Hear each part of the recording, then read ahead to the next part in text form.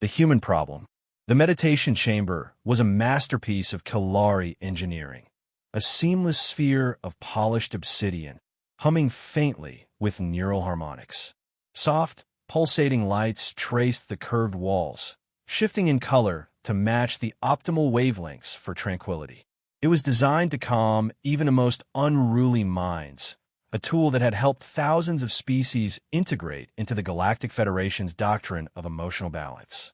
And yet, Captain Elias Ward sat in the center of it completely unimpressed.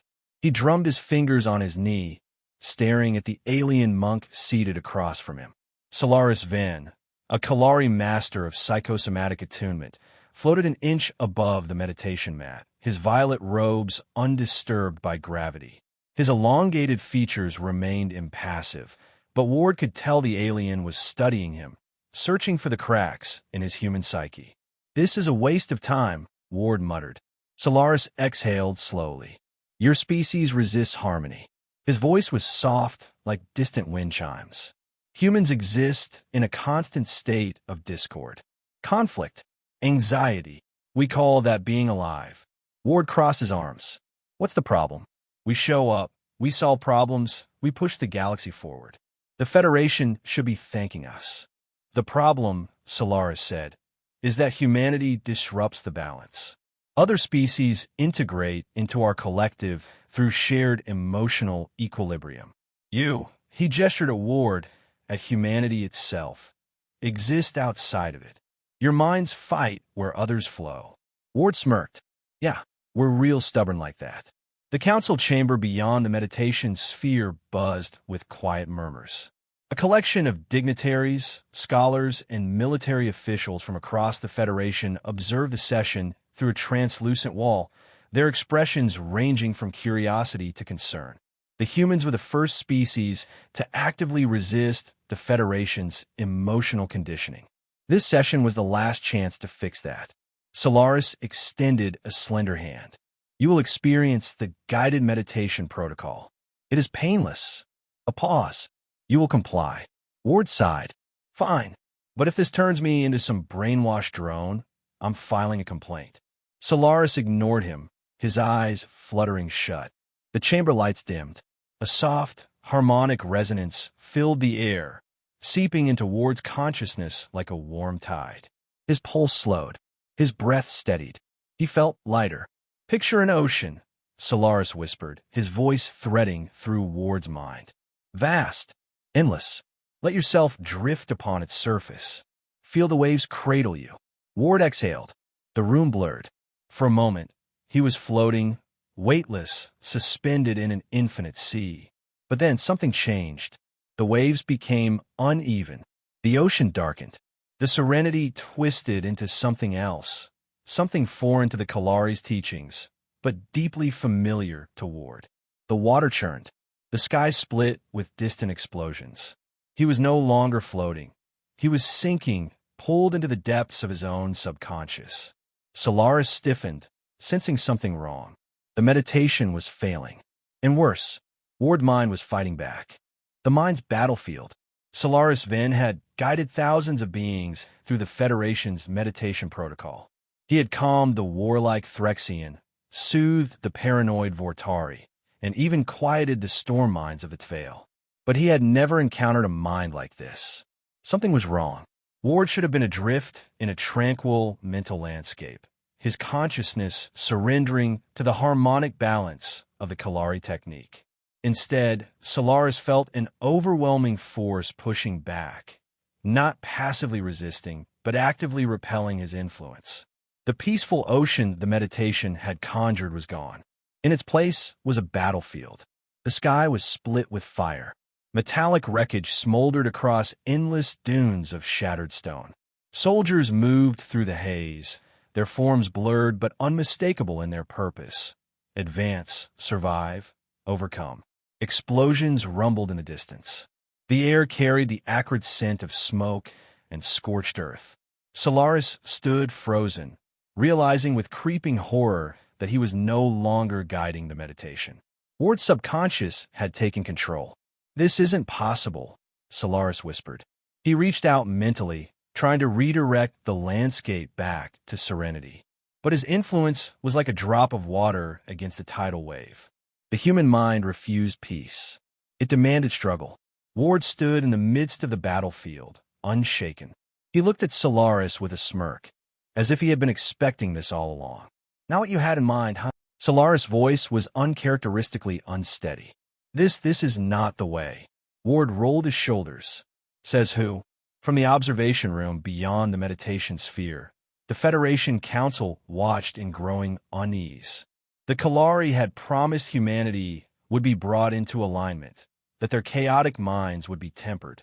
Instead, they were witnessing something unprecedented, a species whose mind could not be tamed, only endured. Solaris tried to pull back from the meditation, but something held him in place. It was Ward, not consciously but instinctively. His mind wasn't just resisting, it was counterattacking. Solaris felt himself being drawn deeper. The battlefield shifted, memories bleeding into one another. A burning starship deck, a desperate last stand against impossible odds. A lone figure, wounded, refusing to fall. "This is what we are," Ward said, his voice carrying through the vision. "You think conflict is a flaw. We call it survival."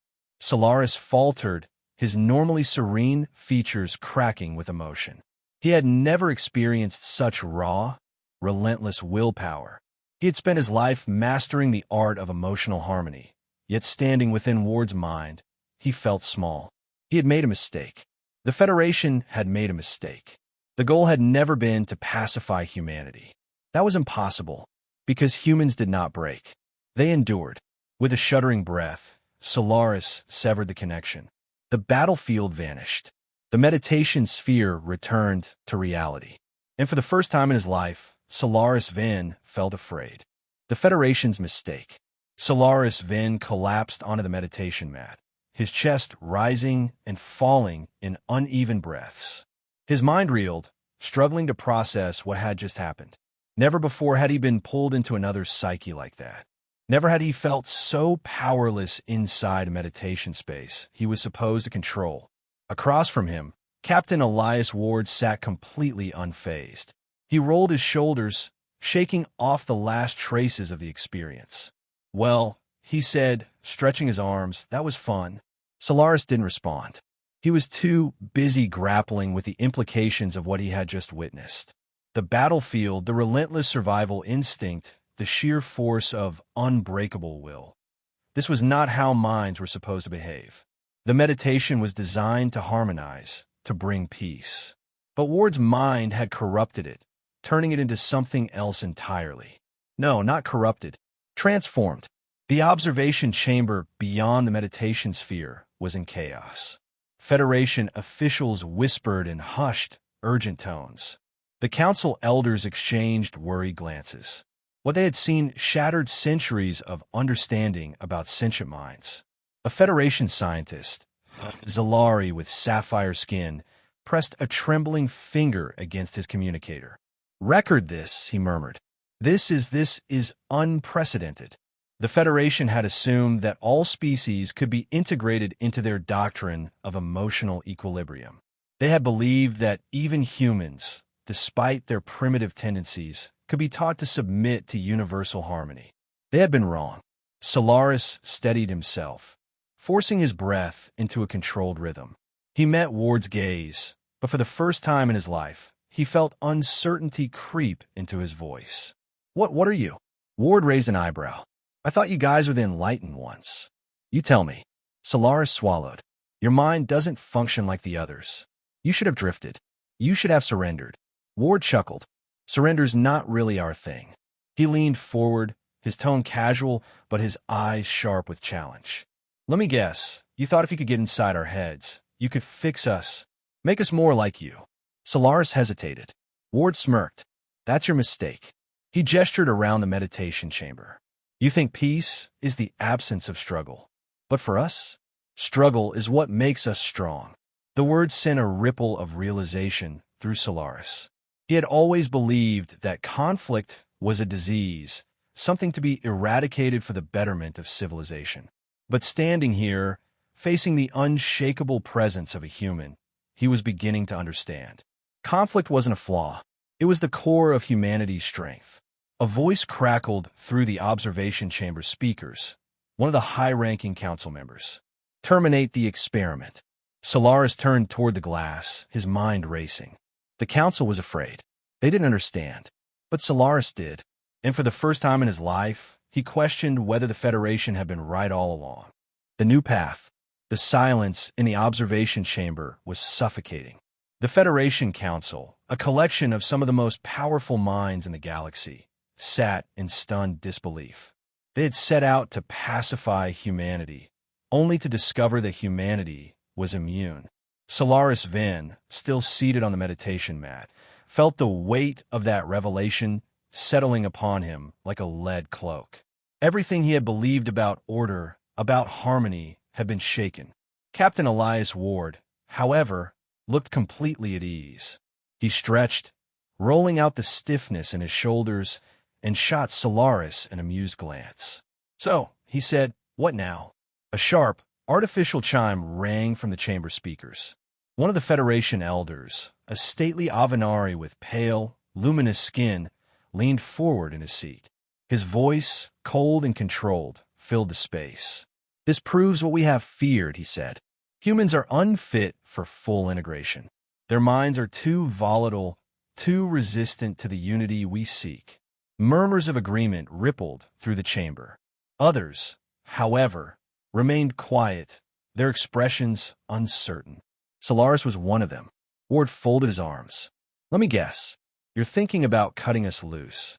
Too unpredictable, too dangerous. Can't have that messing up your little utopia, right?" The elder's face remained unreadable. "We must reconsider humanity's role in the Federation."